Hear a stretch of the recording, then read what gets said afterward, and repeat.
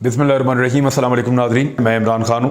रजीम change operation ये जो पाकिस्तान में किया गया है इसकी कामयाबी तो हो चुकी है। रजीम तो तब्दील हो गया, इमरान खान को निकाला, इंपोर्टेड सरकार आकर बैठ गई।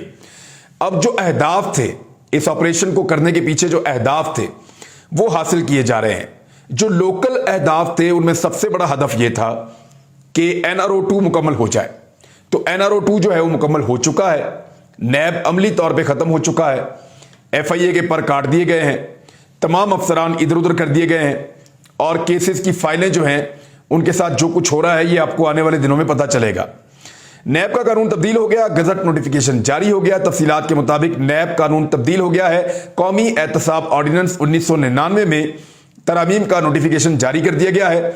अब ब्यूरोक्रेट्स को या सियासतदानों को या करप्शन करने वाले लोगों को या जो फ्रंट मैन है उनको या रिश्तेदारों के नामों पे पैसा रखने वालों को या बैरून मुल्क पैसा भिजवाने वालों को या मनी लॉन्ड्रिंग करने वालों को या आमदन से ज़्यादा असासे बनाने वालों को कोई खौफ पाकिस्तान में नहीं होगा। लोगों को लूट मार करने वालों को भी कोई खौफ पाकिस्तान में नहीं होगा नैब का। इसके तहत टैक्स जो है वो वफाकी सूबाई काबीना कौंसल स्टेट बैंक के फैसले नैब इख्तियारात से बाहर हो गए हैं। और नोटिफिकेशन में कहा गया है कि नैब चेयरमैन के तकर्रुर तक डिप्टी चेयरमैन इदारे के सरबराह होंगे और डिप्टी चेयरमैन नैब का तकर्रुर सदर के बजाय अब वफाकी हुकूमत किया करेगी।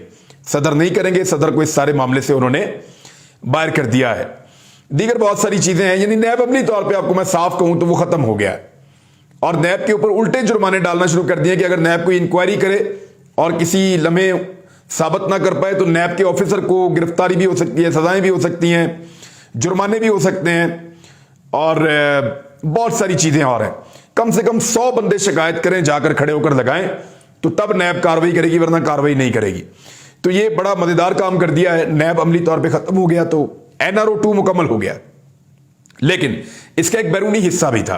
वो जो बैरूनी हिस्सा था इस NRO2 का, जो अहदाफ थे जो हासिल करने थे, उनमें से बहुत सारे जो पाकिस्तान के अंदर है वो तो हासिल हो गए हैं, कुछ रह गए हैं जिन पे काम जारी है। और पाकिस्तान तहरीक इंसाफ की जो काबीना थी साबका, उसके लोगों ने, असद उमर ने, शीरी मज़ारी ने, फवाद चौधरी ने, इमरान खान साहब ने और बाकी लोगों ने इसके ऊपर बात करना शुरू कर दी है। जिन चीज़ों पर वो बात कर रहे हैं, एक तो अमेरिका को अड्डे फराहम करने के हवाले से मुबैना तौर पर बहुत तेज़ी से काम हो रहा है, फिजाई रास्ता, अड्डे वड्डे, ये वो इनके ऊपर। भारत और इसराइल से ताल्लुकात मामूल पर लाने और फाटा इंजमाम को बदलने के हवाले से तहफ़्फ़ुज़ात का इजहार साबिका जो हुकूमत थी वो कर रहे हैं। उनका यह कहना है कि भारत और इसराइल के साथ ताल्लुकात मामूल पर लाए जाएंगे, कश्मीरियों और फ़लस्तीनियों के हकूक़ को पसे पुश्त डालते हुए।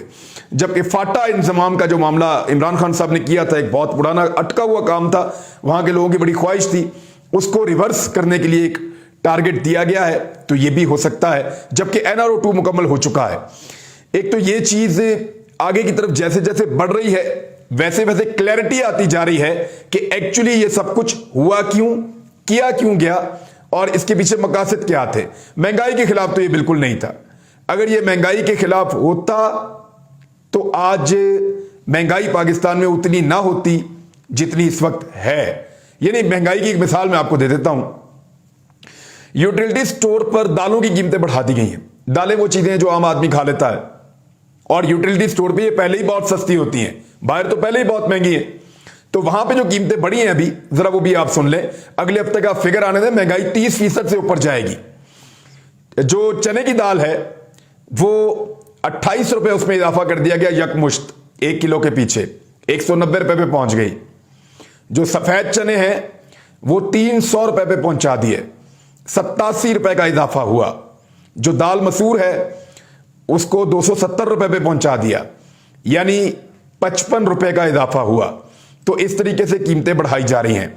मैं आपको एक चीज और दिखाता हूं। जावेद चौधरी साहब से मंसूब ये सामने एक छोटा सा पैराग्राफ है, मैं आपको पढ़ के सुना देता हूं।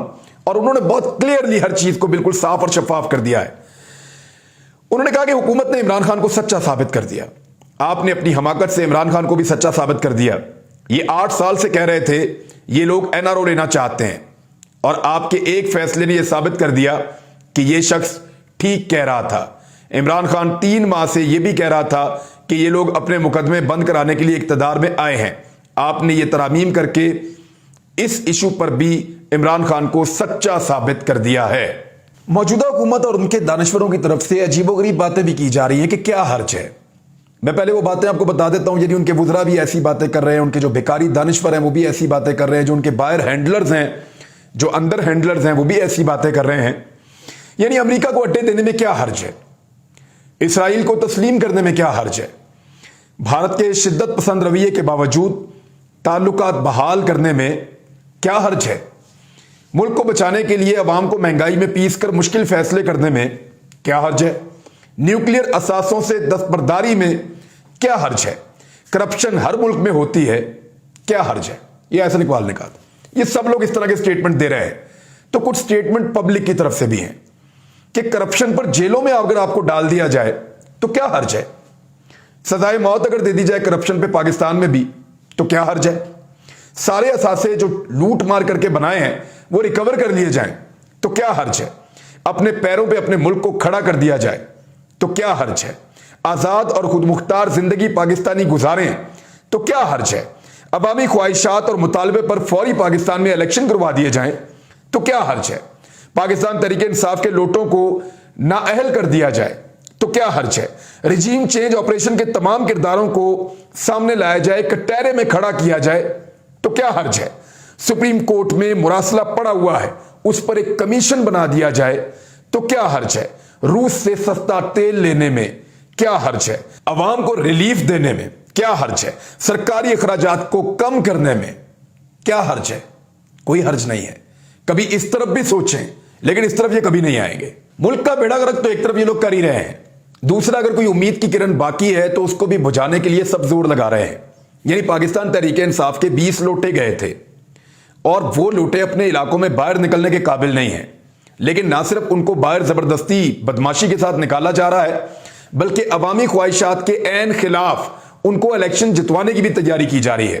16 पॉलिटिकल पार्टीज, उनके साथ पुलिस, उनके साथ गुंडागर्द अनासर, उनके साथ जो है वो एस्टेब्लिशमेंट, साथ उनके ब्यूरोक्रेसी, सूबाई हुकूमत पंजाब की, वफाकी हुकूमत, इलेक्शन कमीशन, ये सब अनासर एक तरफ हैं और एक तरफ पाकिस्तान तहरीके इंसाफ का उम्मीदवार है। तो ये तो फ्री एंड फेयर इलेक्शन नहीं है। तो अगर फेयर एंड फ्री इलेक्शन करवा दिया जाए तो क्या हर्ज है, लेकिन ये टास्क दे दिया गया है और बाकायदा एक बड़ा ऑपरेशन किया जा रहा है पंजाब में कि 13 से 14 सीटें हर हाल में हमजा शहबाज को जितवानी है और पाकिस्तान तहरीके इंसाफ की अक्सरियत को अकलियत साबित करना है ताकि हमजा शहबाज ज्यादा देर तक पंजाब हुकूमत चला सके और शहबाज शरीफ की ताकत में इजाफा हो। अब ये न्यूट्रल्स जो हैं वो न्यूट्रल नहीं है इस सारे मामले के अंदर, मैं आपको क्लियरली कह रहा हूं और आपको आने वाले दिन में नजर आएगा। और ये मैं नहीं कह रहा, खाली ये तमाम उम्मीदवार कह रहे हैं, वो ये दावा कर रहे हैं और वो हमें ये बता रहे हैं और उनकी पार्टी भी ये कह रही है कि न्यूट्रल इसमें न्यूट्रल नहीं है। उन्होंने बड़ा क्लियरली ये बात की है। अब यहां पाकिस्तान की इकोनॉमी के हवाले से दो बड़ी इंपॉर्टेंट खबरें हैं, लेकिन उससे पहले मैं आपको यह बताऊं कि शहबाज शरीफ ने यह वादा किया था कि अप्रैल से जो मजदूर की कम से कम उजरत है वो 25,000 रुपए हो जाएगी, तो वो नहीं हुई। इसके ऊपर भी यू टर्न ले लिया, नोटिफिकेशन वापस। यानी जो जो काम इन्होंने कहा वापस, हफ्ते में 6 दिन काम करेंगे, नोटिफिकेशन वापस, फलां की तनख्वाहें बढ़ा देंगे, नोटिफिकेशन वापस, मजदूर की उजरत बढ़ा देंगे, नोटिफिकेशन वापस। ये जो बजट पेश किया इंपोर्टेड सरकार ने, ये साबिक वजीर खजाना शौकत तरीन भी कह रहे हैं, जितने एक्सपर्ट हैं वो सारे ये कह रहे हैं कि एक्चुअली ये बजट सिर्फ इसलिए पेश किया कि बजट की तारीख आ गई थी। बजट का नामुकम्मल डॉक्यूमेंट था, उसके अंदर कुछ ऐसा नहीं था और ये बजट पूरा का पूरा तब्दील हो जाएगा। IMF के मुताबिक इस बजट को ढाला जाएगा और पब्लिक के ऊपर इतना ज्यादा बोझ आने वाला है कि लोगों की चीखें निकल जाएंगी। और वजह यह है कि अभी तकरीबन 30% पर महंगाई पहुंची हुई है और जिस किस्म के इकदाम अभी इन्होंने किए हैं हाल ही में, यह महंगाई 40% तक चली जाएगी और पाकिस्तान के नहीं, इस रीजन के सारे रिकॉर्ड टूट जाएंगे। एशिया की इस वक्त सबसे बदतरीन और नाकिस करेंसी जो है वो पाकिस्तान की बन चुकी है। यह इंपोर्टेड सरकार का लगाया हुआ एक तमगा है कि पाकिस्तान का जो रुपया है, जिसके ऊपर कायद-ए-आज़म मोहम्मद अली जिन्ना की तस्वीर है, उसको इस एशिया की सबसे बदतरीन करेंसी इन्होंने बनाकर रख दिया है। एक और बहुत बुरी खबर है जो असद उमर साहब ने बताई है और यह मैं आपको बता देता हूं कि $748 मिलियन का मजीद ड्रॉप आया है इस हफ्ते में पाकिस्तान के रिजर्व्स के अंदर। यानी पाकिस्तान के जो टोटल रिजर्व्स हैं या जो ज़र मुबादला के ज़खायर होते हैं वो उसके अंदर एक बहुत बड़ा डाउन आया है और इस वक्त पाकिस्तान के पास जो रह गए हैं ज़र मुबादला के ज़खायर वो 8.2 अरब डॉलर है।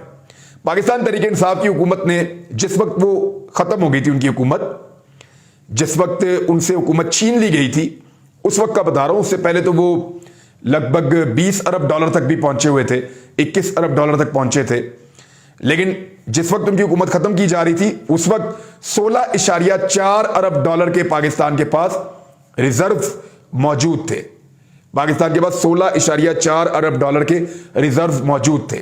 लेकिन इन 3 महीनों के अंदर अंदर मौजूदा जो इंपोर्टेड सरकार आई है उसने उनको आधा कर दिया है और अब सिर्फ 90 करोड़ डॉलर के पीछे यानी 1 अरब डॉलर से भी कम पैसों के पीछे IMF के पास पूरा पाकिस्तान गिरवी रख दिया है। चाइना के पीछे भाग रहे हैं, बाकी मुल्कों के पीछे भाग रहे हैं। पाकिस्तान में कारोबारी जिंदगी बिल्कुल रुका हुआ है, कोई सेल परचेज नहीं हो रही, लोग काम करने को तैयार नहीं है। ये हालात हैं इस वक्त पाकिस्तान के अंदर। और आखिरी खबर यह है कि PMLN ने और पीपल्स पार्टी ने बाकायदा इत्तेहाद कर लिया इलेक्शन लड़ने के लिए, बाकायदा इत्तेहाद कर लिया है। यानी अब कभी भी PMLN आपको यह कहे कि जरदारी चोर है और इमरान खान जरदारी के साथ मिला तो आप कभी ना मानिएगा, क्योंकि इमरान खान ने कभी भी इलेक्टोरल अलायंस नहीं किया पीपल्स पार्टी के साथ। लेकिन मुस्लिम लीग नून ने ना सिर्फ पीपल्स पार्टी को अपने सर पे बिठाया बल्कि आसिफ अली जरदारी के साथ इलेक्टोरल अलायंस कर लिया है, जिसके ऊपर फवाद चौधरी साहब ने एक बड़ा दिलचस्प मुतालबा कर दिया लेटर लिखकर इलेक्शन कमीशन ऑफ पाकिस्तान से। और उसमें उन्होंने कहा कि पंजाब में नून लीग और पीपल्स पार्टी इत्तेहाद ने PTI के लोटों को इलेक्शन लड़ाने के लिए आपस में इत्तेहाद कर लिया है। जरूरत है कि नए इत्तेहाद को मुश्तरका इंतखाबी निशान लोटे की सूरत में जारी कर दिया जाए ताकि अवाम को वाज़े हो कि वो किसको वोट डाल रहे हैं। और ये दोनों का मुश्तरका उम्मीदवार है, पाकिस्तान तहरीक इंसाफ का लोटा है, लिहाजा इसको लोटे का इंतखाबी निशान दिया जाए जिसके ऊपर जाकर ये इलेक्शन लड़े। वैसे इलेक्शन कमीशन इसके ऊपर सीरियसली गौर कर सकता है, बड़ा तफसीली उनको लेटर लिखा है फवाद चौधरी साहब ने। अगर इलेक्शन कमीशन ये करता है तो पाकिस्तान की तारीख में एक जबरदस्त काम वो करेगा और आइंदा लोटा क्रेसी यानी लोटा क्रेसी को रोकने के लिए या लोटा बनने से रोकने के लिए इलेक्शन कमीशन अगर कोई शानदार काम कर सकता है तो ये उसूल बना ले कि जो भी लोटा होगा और उसको डीसीट किया जाएगा तो आइंदा उसको इंतखाबी निशान लोटा मिलेगा, चाहे वो जीते चाहे वो हारे। अब तक के लिए इतना ही, अपना ख्याल रखिएगा, अपने इस चैनल का भी। अल्लाह हाफिज।